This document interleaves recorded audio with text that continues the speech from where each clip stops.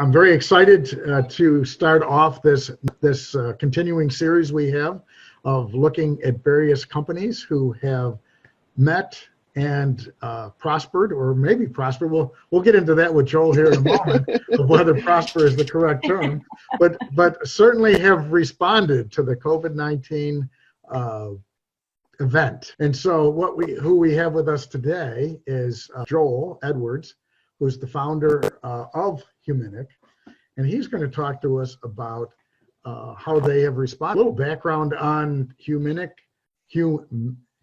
I don't know why I want to put an N in there. You got it right the first time. I did, didn't I?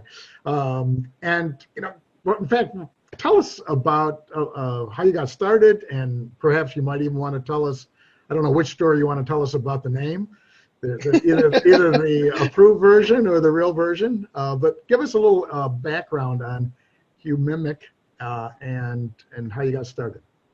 Yeah, so thank you for having me. But so we founded a company about 10 years ago called Clear Ballistics Gel, and it was a gel that was supposed to simulate tissue more for the defense industry. And over time, we started realizing that there was a big need for the medical space. We were a little bit slow, you would say, at catching up and getting prepared for the medical. We kind of thought, we could handle these guys the same way we would handle our traditional defense guys. And we realized really quick that that wasn't the case. And so about 3 to 4 years back, we started focusing a lot more on the medical brand. And, kind of the story behind that name was we were meeting with one of our attorneys down in Dallas, Texas. And he was asking me, what are you doing with this medical? You're so focused on this defense side, you should really be focusing. And he started kind of kicking out a bunch of names. And a lot of the names were these, 20 long words that no one could ever pronounce, harder than Humimic. And so we kicked the idea around, and a couple weeks later, I was just talking to one of the guys that was helping us with a lot of our designs and graphics, and was kind of telling him what we were trying to do. And he's like, how about just mimic? And I was like, no, I mean, what does that have to do with anything? We're trying to showcase what our product really does. And that's when we were starting to play on the words of, we were trying to copy a lot what the body was doing, or an animal, but then trying to mimic what they were doing to the best of our abilities. And we just kind of mushed those two words together. And long story short on that one, it is how we came up with the word Humimic Medical for a medical brand of gels. So traditionally, what we make is a synthetic gel. This right here is kind of a slab of it. It's about 1 pound or half a kilo of it. It's crystal clear. And the thing that we can do with this gel is we can melt it down into any shape, form, any type of body part. We can add some additives to it and simulate different body regions. And that's vice versa in the animals too. So if we need hearts, brains, tissue, breast tissue, anything like that, we can actually get really, really close to it. But once again, we're just mimicking or trying our best to mimic. And all these things are going on the outside or will never be on the inside of a body. They're all used for training or R&D. Some of the cool things we can do is we can color it, so we can hide artifacts inside of the gel, or put different things in the gel, and people can then use ultrasounds, CAT scans, MRIs, things like that to actually see if they can find them. Some of the neat little things about the gels that I'll be real brief on were the gel has about the same acoustic properties as a real body. So it is a great training aid when they are teaching physicians and doctors, and with what we're learning with this whole pandemic side of things, patient contact when it's coming to learning for doctors and nurses is going to be cut down tremendously, and a lot is going to be going into simulation on that front. So we're definitely looking forward to kind of coming out on the other side of COVID here, and really be able to maybe get our products more into the marketplace on that front. But that's a little bit of a brief thing. None of our stuff had any ties or any dealings with any type of PPE or any COVID related things. We, business wise, we thought both of our companies, we thought were on the defense side. So we thought we would always be good there, but we always thought, you know, if politics or any type of world event plays a role in that, we always thought we were safe on the medical side. And what we learned real quick was that maybe we weren't diverse enough at that point when we started noticing the phone wasn't ringing or orders weren't coming in. And that's really when we started looking at what other alternatives are out there. And that's kind of where we started looking at the COVID side of things. Great transition.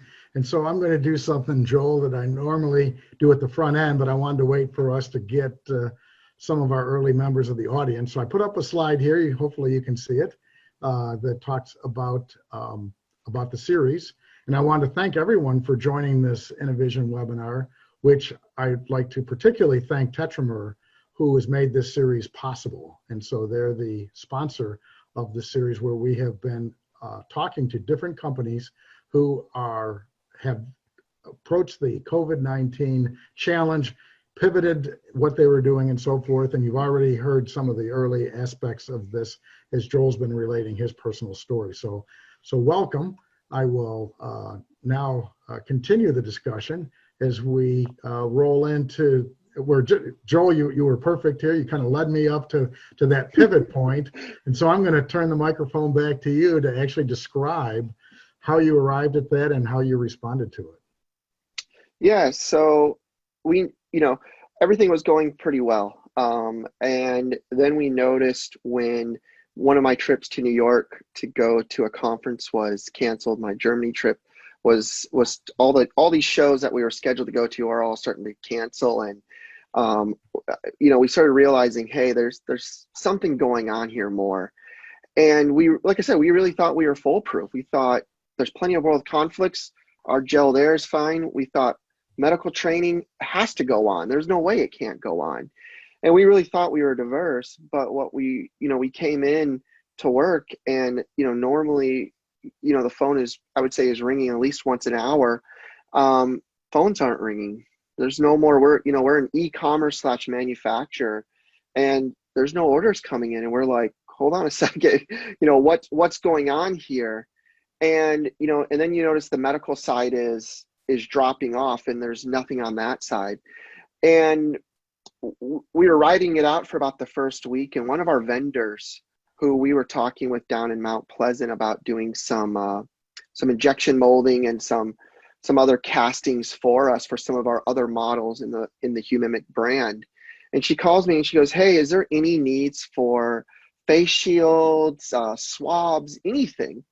And I was like, yeah, I just deleted an email not too long ago from SC Bio about there's a huge need and it can be makeshift, doesn't have to be picture perfect. And I actually reached out to Aaron over at SC Bio and said, hey, is there a need for this stuff? And what is it? What's the biggest need for the biggest product? And she came back to me with 3 things. It was swabs, face shields, and hand sanitizer. And first things that I started thinking about is, okay, hand sanitizer I thought we could do. Didn't really realize all the characteristics to it, but then I thought nasal swabs and face shields would be something maybe up our alley. 6 months before all this, we just bought a laser cutter, so we were cutting some of our own plastics and engraving stuff. So we thought, hey, we got some small time equipment that could potentially help us on that front. And so I talked to both of our interns who are bioengineers from Clemson, and sent them both messages at home and said, hey guys, can you guys draw me up real quick what the face shield could look like and what the nasal swab was? Gave them each a project, and within about 2 hours, after I described to them how I was envisioning these should look, they sent me these sketches, and lo and behold, I sent both of those down to the plastic company down in Mount Pleasant. And she's like, how soon do you want this tool? And I'm like, whoa, wait a minute. We don't even know if we got customers. We don't know, if we can sell these things. And she's like, typical tool is 3 to 6 weeks, maybe months. I can have this done by the end of the week. And if you know anything about tooling, tooling is very, very expensive. So I'm running numbers in my head thinking, what did I just get myself into, more or less? And we kicked around the idea of going the face shield and the swabs. Long story short, we ended up not going with the nasal swabs because there wasn't a lot of, it was a little bit foggy on that side. It was a little foggy on whether the FDA would regulate it.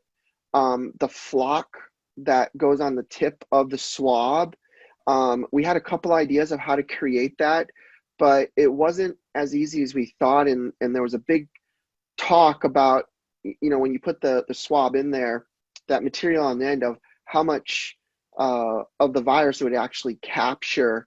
And we just really felt that would be a fun thing to do, and we could have maybe saved the day per se, but it was definitely the harder of the two. So we put the swabs on the back side, and we went right into the face shields. And what we didn't really realize was the big need across the United States for these face shields, and all of the raw products that were so easily to come by a week before, maybe 2 weeks before, were gone. And we thought plastic, you can get plastic, piece of cake. We thought we could get the foam to go on the front of the face shield. And we thought the elastic would be something all very, very easy to secure. And when we started looking around, none of those things were easy to secure at all. Our contact down in Mount Pleasant, she's been in the industry for, I think, about 65 years. And to be honest with you, that was our only saving grace on a lot of this stuff. Was she worked with a lot of I think there's about 10 suppliers in the US that make plastic that we would need to make the shields. And she was able to leverage her relationship to secure us the plastic, because they were telling her 3 to 6 months. Some of them were telling her end of this year before they could potentially have the plastic. So once we kind of knew we had the plastic secured, we realized that there was no elastic anymore. You couldn't buy elastic. It was gone.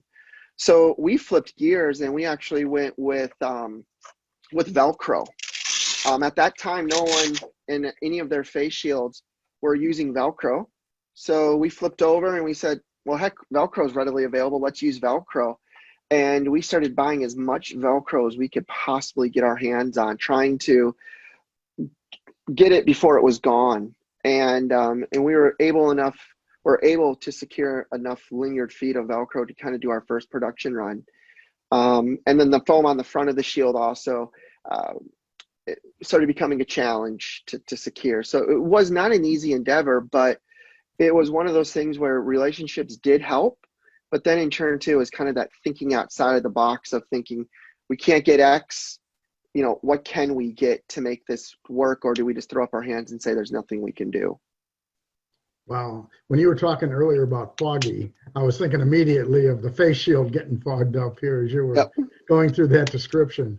But it sounds like certainly this was not even related to your existing product line. How did you leverage, what type of expertise within your company were you leveraging? Because this was essentially a product design problem, at least to start off with, as well as a supply chain problem, right? So these are a bunch of skill sets that you certainly weren't seeking those skill sets when you started the company. No, the first shield we made that same day when we got the feedback back was I ran up to Staples and got some poster board, and we're cutting this out like a Darth Vader helmet type thing. And, we realized real quick we had a design flaw. The straps weren't long enough to fit most grown men's heads. We thought, we Googled it, we thought we found the right answer, but we realized that everyone's head here in our office was too big to fit the shield. So we had to fix that. But, the thing, when it came to the Velcro, we were buying everything on Amazon, anything we could Google and find. The foam, we had a relationship. We use that for some of our packaging, for some of our other medical applications. And then the plastic was just, to be honest, was a luck of the draw.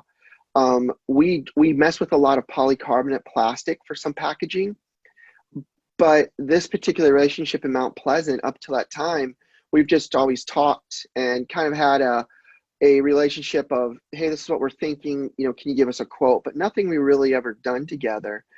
And by churn, we didn't have any room, any space.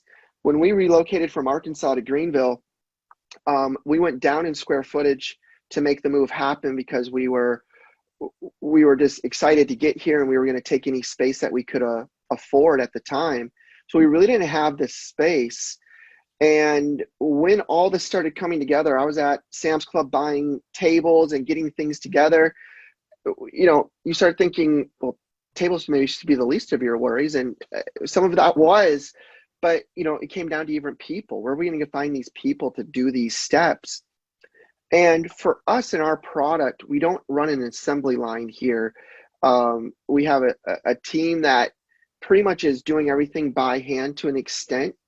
And it's very hands-on. It's not a machine's kicking out our gel and it's being molded into a particular shape. There's a lot of labor that goes into that side of it all. So we didn't really have any experience, per se, you would say, in a production line. So the first few times, we had some brilliant engineers that had a lot of ideas. We had a lot of ideas ourselves. And it was really just throwing everything at it and saying, how will this work? And, the first production that we ran, I think we ran about 500, and we thought that was great. And then, the number keeps climbing. And, we made it up to about 1,500, and it was a simple thing of putting the foam, putting this foam on the shield, you would think is a simple job. And it kind of is. It was one of the nice jobs of it. You could sit there and just keep doing this over and over again.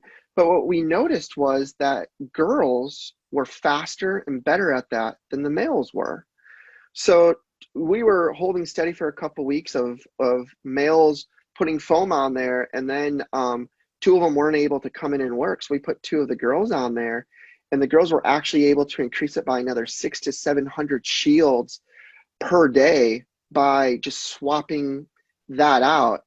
So we really realized that, sometimes chemistry or different, getting people kind of in that right position would really matter at that side. And we really had to utilize the space here. At that time it was hot.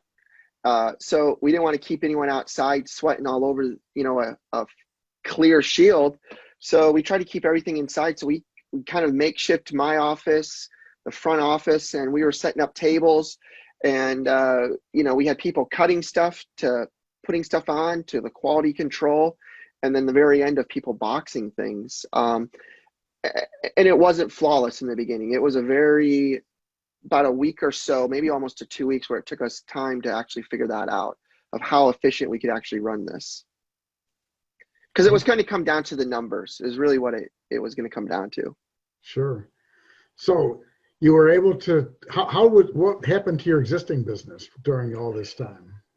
So as crazy as it sounds, the medical, where we always thought was never going to be harmed in any shape or form, was always going to be stellar. Actually, we didn't see about any orders for about 2 to 3 months. But the defense side of our company, what we say around here pays our bills, actually was excelling. We were having record months on our defense side.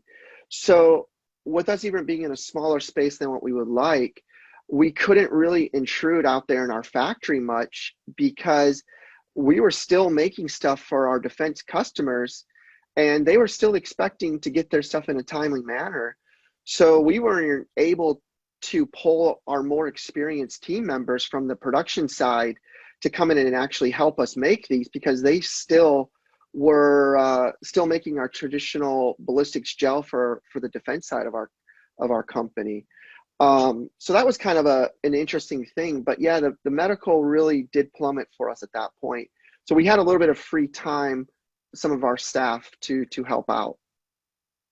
So from a business perspective, this was important in terms of the overall survival, since so much of your traditional business had at least temporarily been lost.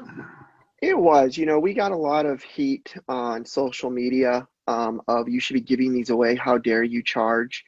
And, our reply back to them was, if we could, we would give these away. It just wasn't in our deck of cards. We love to see some crazy margins on a lot of our stuff, but with this, it was coming down to sheer numbers. It was how many can we produce a day to potentially make a profit at all, or even just to break even to keep people employed and per se to help keep some of the lights on at that point.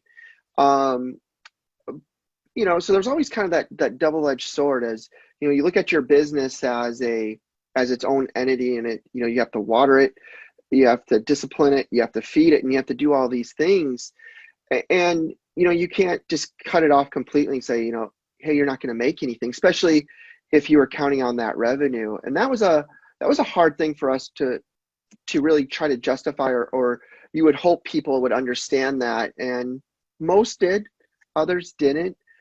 But we weren't looking to gouge the market. We weren't looking to come in and get rich and say, see you later. What we did calculate, though, was we were coming in definitely a little bit on the higher side. We came in at $7 on our shield. We were marking them as reusable shields.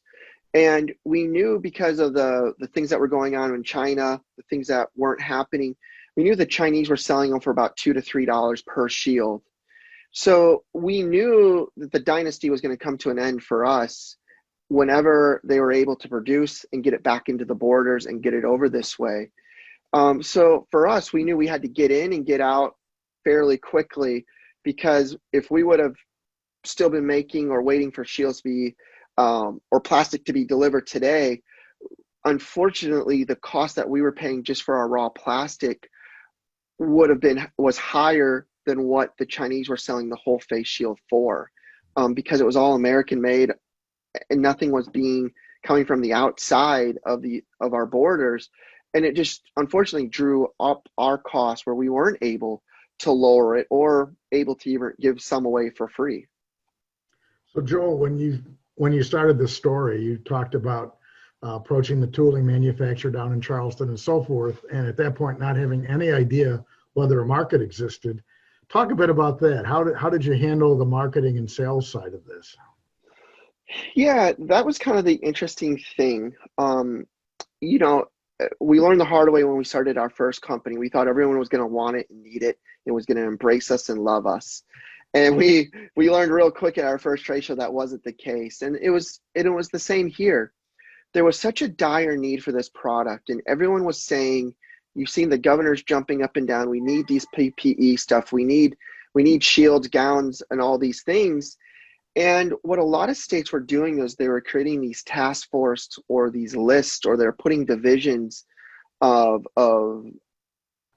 protocols into place saying, hey, if you subscribe and you're on this list, then you can sell into our state, or we'll promote you within the state for people to buy your product. So us and one of our sales guys, Heath Hawkins, we just started going gangbusters, mostly Heath, of hitting every state, contacting any of their, bio organizations, hospital organizations, saying, hey, we got this stuff, we have it in stock, we can ship it, next day, 2 days tops. It's all American made. And what we noticed was we weren't getting any good leads off of that. We kept hearing every day. I think the New York governor was one of those big advocates jumping up and down saying he needed everything. And I will tell you, we were on every list that New York had, from nursing homes to the governors to any state agencies. And every time we tried to do something there, it would never happen. Could it have been price? Maybe so, but we didn't really notice any success with the list. So what Heath ended up doing is he figured out we got a sale from the Veterans Center here in South Carolina down in Columbia. And they promoted our stuff to the one down in Charleston. And we really what Heath ended up finding out was that there maybe was this untapped market into this veterans hospital side of things. So he was communicating with them, and what he realized was that every state has a hospital or several hospitals, and they promote who the team leaders are, or more or less the higher management of those divisions. So what he started figuring out was, by his contact, was all their emails were first.last name at va.gov. And he started emailing, but at first he didn't email the top guy at every hospital. He'd email the purchasing or the director of training, or director of something, hospital administration. It wasn't getting anywhere. So he flipped it again, and this time he started emailing the directors of every hospital or the head administrator at the hospital. And it was amazing the responses that he would get back from them saying, hey, let me check on this. And he would send it down the channel. And I bet out of all of us, we all know if you get a message from your boss, you don't let it go to the junk. You click it, you look at it, or you at least say, hey, let me look into this because it came from your boss. And we had tremendous amount of success by going that route. When the dust kind of started settling a little bit, we started looking back at the list, and we said, why didn't these lists or these task force or these thoughts really work? And we were talking to a company, and they said what we were instructed to do was to work with our core buyers or our core companies that we buy from. So if their core top 3 vendors that they buy from didn't have those items, then they would go out and start looking. But all the buyers that we would talk to at some of these hospitals, they had no clue these existed, and they had no clue where to go find them. And that was kind of somewhat of a disappointing thing. I mean, we made it work for ourselves, but it was kind of a somewhat disappointing just because of the amount of time we put into it. And in turn, like I said, you just seen these people who were in need, but it was kind of the mark was maybe missed on the consumer side. They just didn't know where to go. All the vendors knew what to do because we were all getting emails, but the consumers just didn't seem to have that connection. I see Heath is here. I don't know if Heath would like to weigh in and add anything to that, because I think that's a very interesting story. Government and organizations certainly try hard to do the right thing, but it's unfortunate in so many cases, even though their intentions are good, the results aren't what is expected and so forth. Yep. I don't know, Heath, I don't want to put you on the spot. Anything you'd like to add? He's going to remain quiet. I know. If I was in the same room, I would throw something at him, but they got me off locked up. So he's playing it safe. That sounds good. Well, great. These are some interesting points that I appreciate you sharing with us on this. Maybe as we kind of wrap this up a little bit and then allow anyone here to ask some questions. Looking back, any kind of overall comments you'd like to make, Joel, in terms of things that you did well, or maybe things that you could have done better? Yeah, I think the things that we done well for us was we were very, very quick. I think with starting our companies, we've always had the ability to pivot and make decisions really quick. We don't have all of the bureaucracy that goes on, and we were able to make decisions really, really fast and saying, we're going to pull the trigger and do this right now and try to jump while we were able to. And we really didn't wait around. I mean, we were hedging our bet. Don't get me wrong. We were looking, and we were trying to figure out how long this would last, how much would be needed, what was the fair price to ask, what could we do? And we were trying to make educated guess, but there is that time when you're starting something you're not familiar with, that you're just going to have to kind of jump in a little bit. And that worked for the most part. The high side, the good thing out of all this is we were able to produce right around 80,000 shields, and they were sold throughout the United States, just not here in South Carolina. We were able to keep all of our staff employed. We're able to hire people as that was going on and provide them income for several weeks, I guess several months, I should say, on that front. But with always good success, there's always kind of that wolf lurking out there, and where can they make their move? And unfortunately, we fell a victim to that. And we had a situation where a person misrepresented herself from a large organization and was saying that she needed all of this gear or all these face shields. And we jumped at it. You got to make a split decision. And unfortunately, everything sounded right to me. Everything seemed to cross the T's and dot the I's. And I thought, hey, let's do it. And I ordered all of the raw products to fulfill her, I think it was about 75,000 face shield order. And we started delivering, we delivered about half of the face shields, and we went to collect. And the words were, I don't have the money. We're like, what do you mean you don't have the money? We thought this was in the bag and ready to go. And it was like, I don't know. I'm working on trying to find the money. All my connections have fallen apart, and we're like, okay, this is a problem. And in hindsight, we did this to keep us afloat. We didn't have thousands of dollars in the bank. This caught us off guard like everyone else. Yes, we were fortunate enough to have a sister company that was doing okay, but we didn't have money. We didn't have money to be honest with you, to cover those POs that I was buying all these raw products from.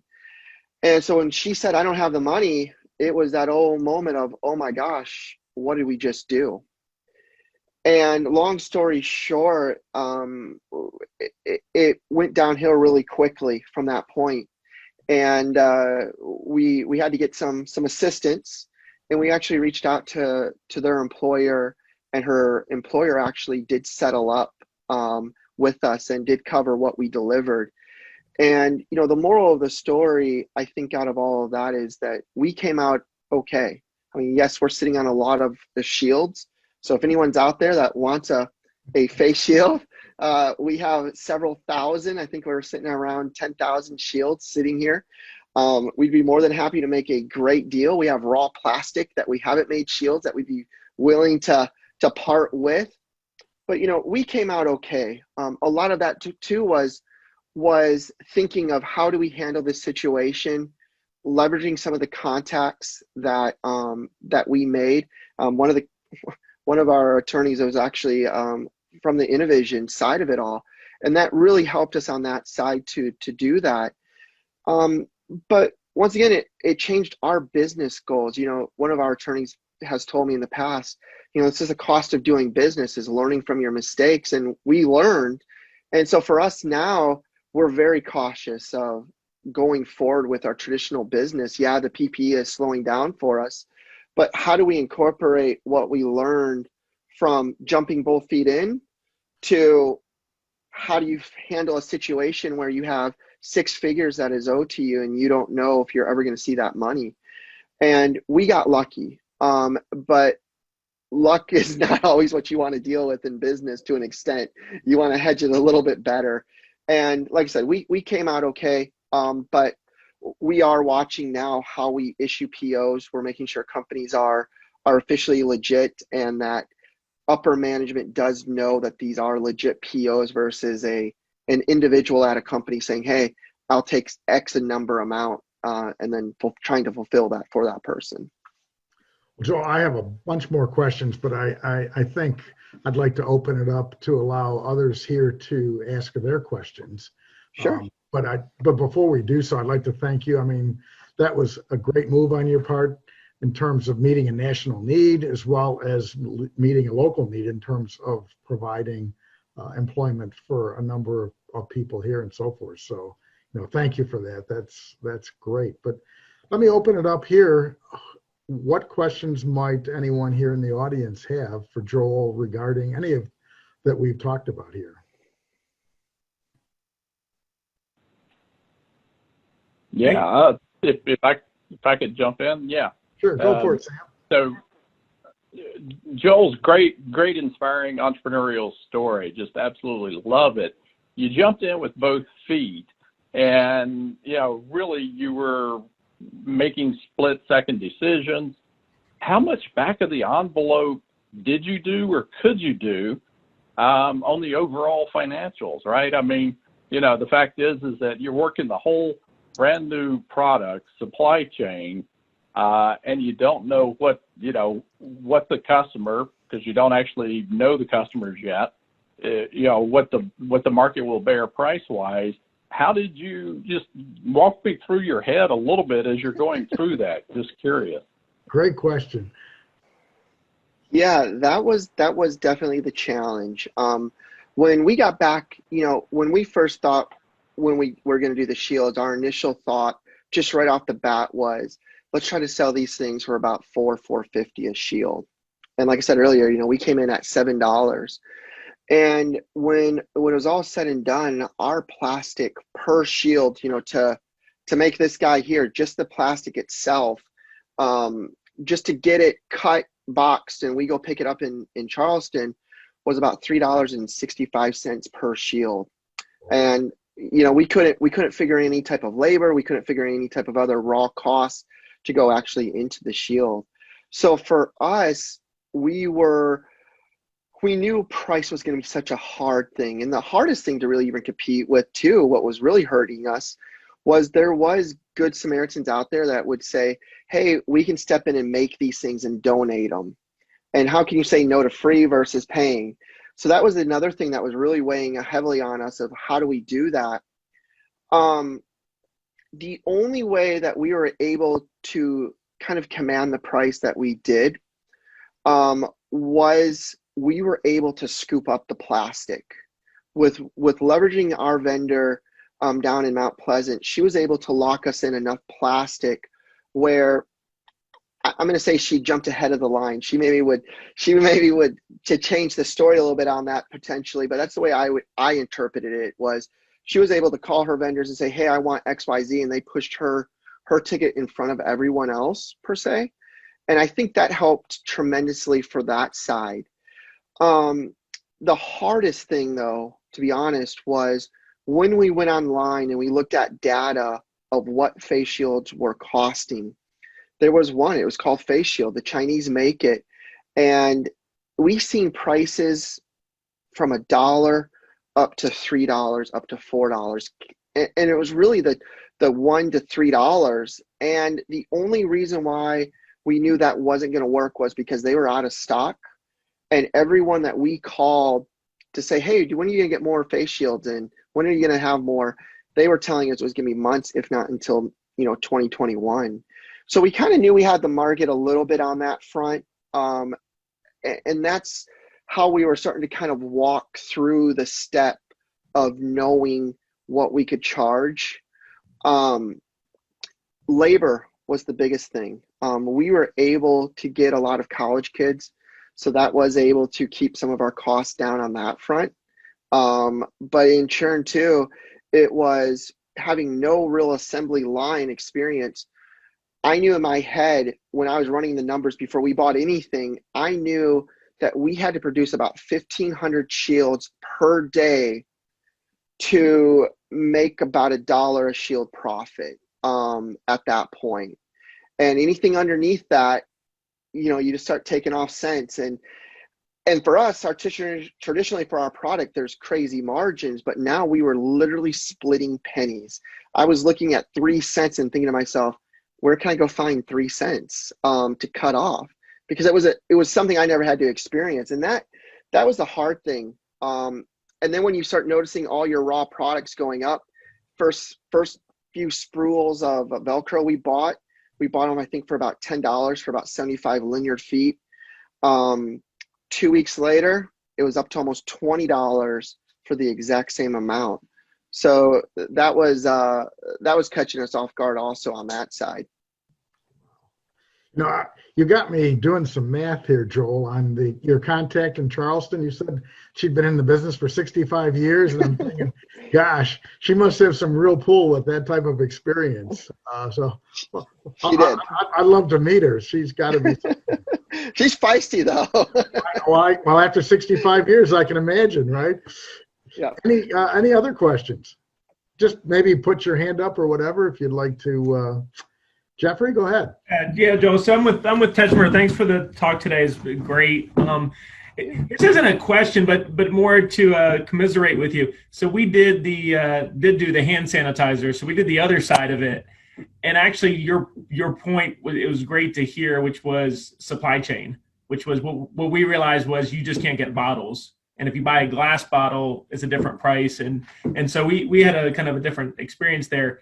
But I appreciate your willingness to share both your sales and also the number of shields that you're still sitting on, because we're in a similar situation, and it's nice to hear in a safe group, here's where we went, and we learned a lot. I think the understanding $7 seems like a lot, but when your materials are high and you're pulling it together, it comes out. So I guess, the biggest question that I had, and you answered it, which was, how do you approach selling in that situation? Because that for us was a big failure mechanism. Had you done much in that regard before? I know you're doing DoD contracting and medical. Had you in the past had that need to kind of figure out how to go, track people down and CEOs and try that, type of sale before, or were you learning on the streets? We were learning on the street somewhat. When we exhausted all the VA hospitals, our next big move was we were going to start hitting dentists, nursing homes, and funeral homes were our three. We started to think of who can we target that would need this, that was having struggles of getting things. And we heard dentists were the biggest ones, that they needed everything a hospital, but the hospitals were gobbling everything up. So this was I've never done it before, but the first thing that we went out and did is we went out and bought a dentist email list, and we started sending out emails. It kind of went against my cardinal rule of sending out spam emails to so many people. But between me and Heath, we sent out, I think, about 30 to 40,000 emails stateside, trying to see, saying, hey, we got this stuff, let us know. You can't find it anywhere else. So traditionally for us, we sell off of our platforms, our two websites, or Amazon or Walmart or something like that. So normally the customers come to us, we don't go to them. And in this particular situation, we were having to find that customer and go to them. And email lists, love them or hate them, was the things that we started buying. And we got a couple good ones and we got a couple bad ones, but it was something that we learned, and it's something now that's kind of in our Rolodex of, do we try this in our core business now of buying lists and soliciting to those lists. But that was kind of our outside the box after the VA thing was, hey, let's see if email marketing will work. And it has paid off a little bit. It paid for the lists. I'll say that much. So it wasn't a loss there, but probably like everyone, we all hate getting those spam emails. So it was definitely kind of a Hail Mary on that front. Well, I couldn't help but think, Jeffrey, from your comment of misery loves company or something along those lines, right? But let me take a moment to thank you personally for Tetramer sponsoring this series. We really appreciate your support and making this happen. Happy to do it. Happy to support InnoVision. It's a great organization, and have the opportunity to have these meetings. In fact, I'll even give you a commercial moment. You want to give a moment background on Tetramer? I wasn't trying to steal that, but yeah, we're advanced materials. So we put the right molecule in the right spot, chemists and physicists, everything from low fat chocolate to laser weapon systems. So anything that covers that range, come talk to us. A new molecule. Outstanding. I teach a course in entrepreneurship, and one of the things we talk about is elevator pitch. That I wish I'm going to have to take and snippet this out and share with my students. That was fantastic. On the spot, delivers. I love it. I love it.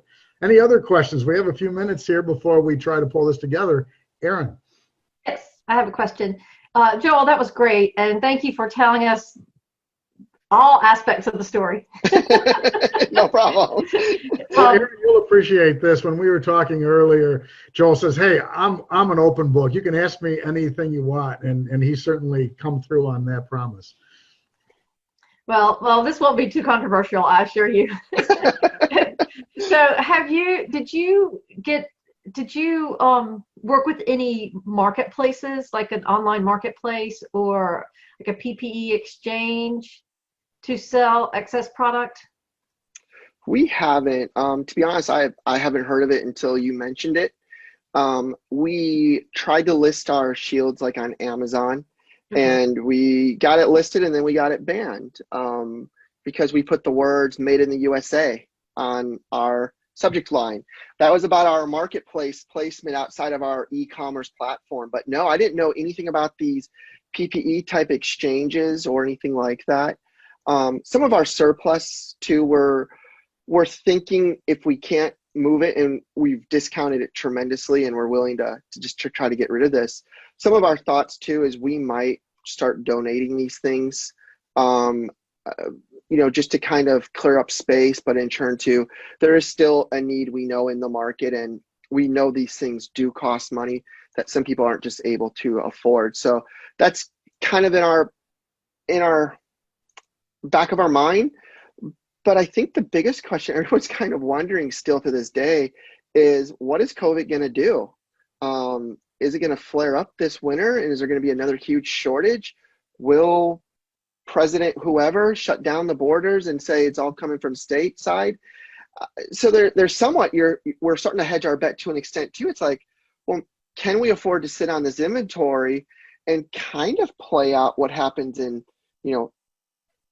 December, January, February, March, and really see if there is a need. So there is a little bit of strategy that we're still trying to think of versus just saying, we're done, let's just throw in the towel 100%.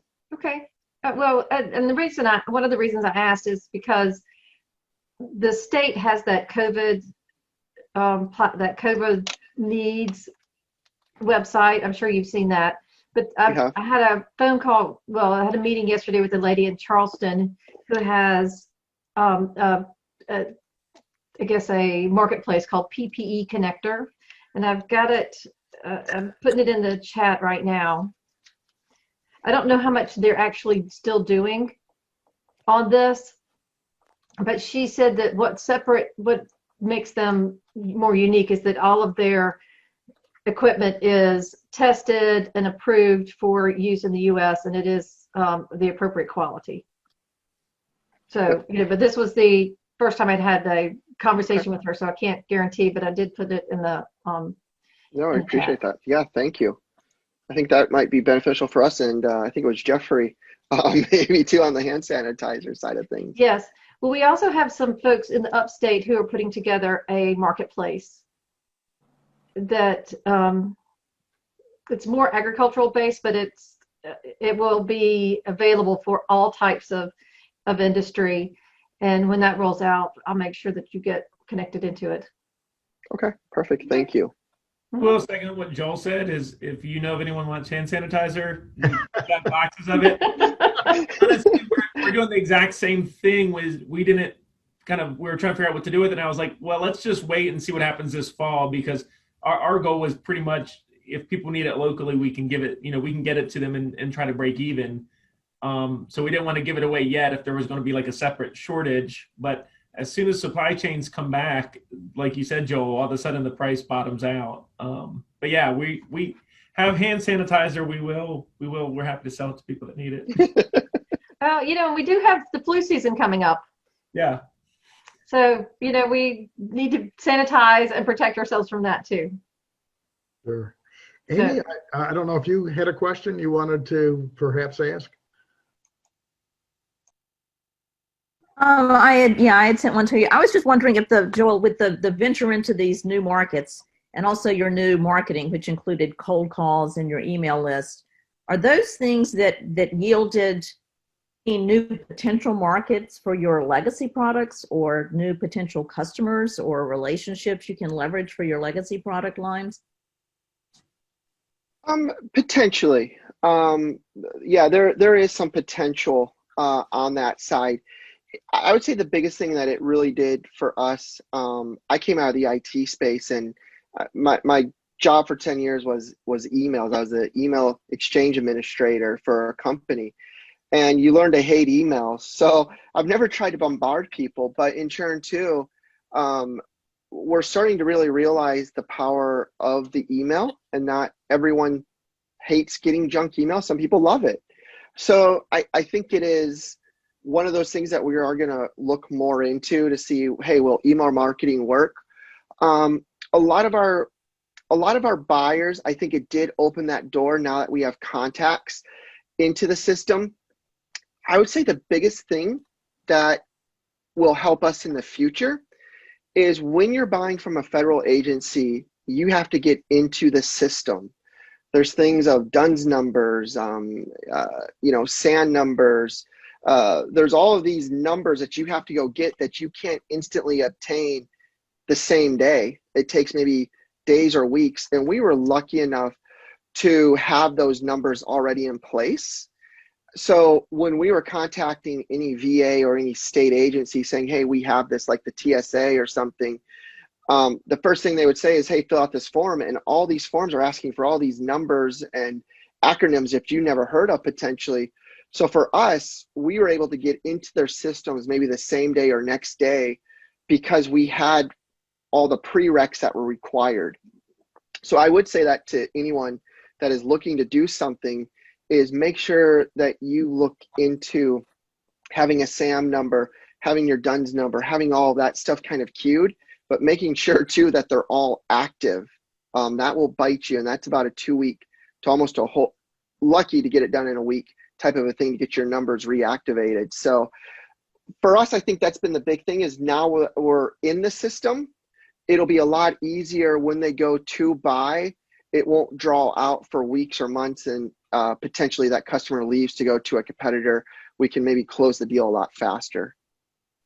I think we have time maybe for one last question. Anybody want to take that slot?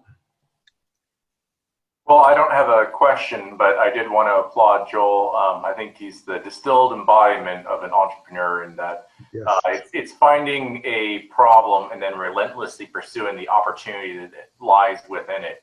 And then after that, it's all the details of figuring out the niche, the market, the price, and all that kind of stuff. So that is no simple, easy task. And so I just wanted to applaud him for it. Yeah, so. Thank you, sir. And I would certainly agree with that, Cody. You've gone through, in fact, I'm going to take a snippet out of this for my class. You've kind of covered all, not all, but certainly a number of areas that we run into. But so thank you. Thank you for your candor today and sharing with us your experience.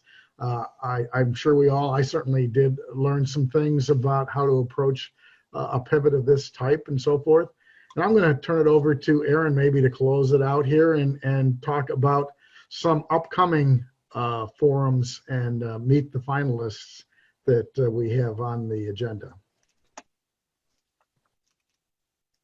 Thank you, Michael. I see Amy is still on in case she wants to jump in.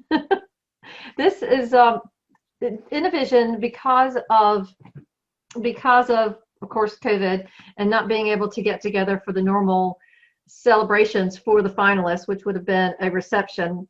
We've decided to have meet the finalists webinars or virtual meetings so that the whole world can meet the finalists pretty much at the same time. These will be 3 different meetings or programs over the course of starting on the 29th through October. Is that correct? And I'm sorry, I don't have the dates. I was looking for them and I didn't have them. But they will be 1-hour programs. They will feature the finalists from 2 different categories upcoming on the 29th at 4 p.m. We have the community service category and the, Cody, what's the other one? I'm looking them up here for technology development. The technology development. So they all have very interesting stories, and of course they're diverse because we have community service and technology development. But this will be a great opportunity to meet those entrepreneurs and hear about their innovations for this year and how they're doing things to change the world in which they live in. So the first one again is on the 29th at 4 p.m. The second one is somebody? On the 6th of October. That's going to be the tech application and sustainability categories. So that'll be on the 6th of October, same time, same bat time, same bat channels, and so forth. And then on the third Thursday, which is the 13th of October, we're going to have the small business and the education. Those are two additional award categories that InnoVision recognizes. So we invite all of you to join us on any one of those that might be of interest. And we also have another one in this series in terms of COVID responses that's coming up on the 8th. In fact, Cody, you might want to speak a little bit more towards that one. Sure. The Prisma Health, which I happen to work for, started a rapid innovation task force that looked at all different facets of how COVID is affecting our business and our community. And so what we're trying to highlight is how Prisma Health has reached out to both academicians and commercial entities to try and engineer very short-term solutions to make ends meet. So there was a lot that we worked with, a lot of different people, and so we wanted to highlight some of those successes. So again, thank you all for joining us today. For those of you who are new to the InnoVision community, our focus is on identifying, highlighting, and promoting innovation, innovators like Joel, and entrepreneurs in the South Carolina region. So in addition to this forum series that is hosted by Tetramer, we also honor companies and organizations through our annual awards program that will be coming up here in a couple of months.